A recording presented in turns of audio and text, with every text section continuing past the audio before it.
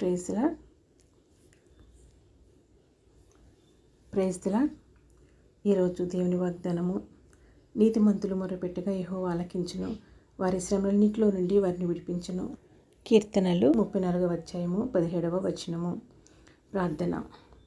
ప్రియమైన మా పరలోకపు తండ్రి, నీతిమంతులైన దేవుడవు, నీతిమంతులైన నీతిగా చేయబడిన దేవునిలో మమ్మల్ని నీతిమంతులుగా ఏర్పరచుకున్నందుకు మీకు వందనాలు, స్తోత్రాలు చెల్లించుకుంటున్నాను. దేవా, మా ప్రార్థనలు ఆలకించే దేవుడుగా మీరు ఉన్నందుకు, మాకు కలిగిన శ్రమలన్నింటిలో నుండి మమ్మల్ని విడిపించే దేవుడు అయినందుకు మీకు వందనాలు, స్తోత్రాలు చెల్లించుకుంటున్నాను. ప్రభువా, మా పట్టణంలో, మా రాష్ట్రంలో, మా దేశంలో ఉన్న స్త్రీలందరి కొరకు, వారి క్షేమం కొరకు, వారి ఆత్మరక్షణ కొరకు, వారందరి పక్షాన నేను చేస్తున్న విజ్ఞాపన ఆలకించమని ప్రార్థిస్తున్నాను తండ్రి.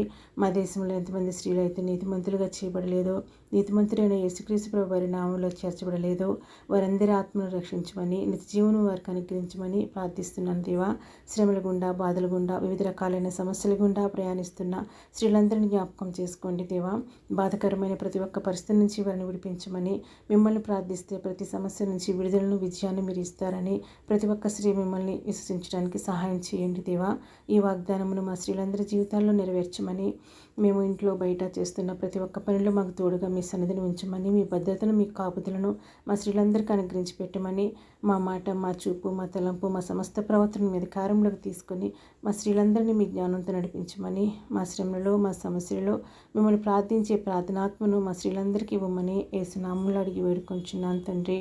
Amen, amen, amen.